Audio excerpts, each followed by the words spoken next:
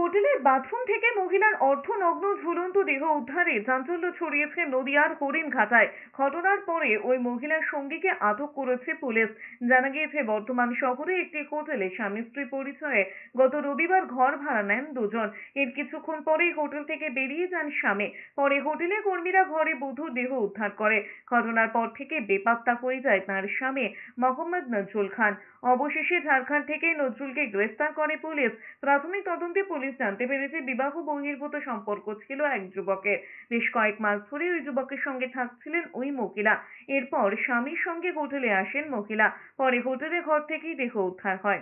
লালতু নামে ওর বন্ধু, ওই বন্ধু কালকে নাকি দুপুরবেলা ফোন করে ডাকিয়ে নিয়ে আইছে। আনার পরে ওরা নাকি এদিকে হোটেল মোটেলে কোথায় ঘুরছে না কি করছে সব জানি না আমরা।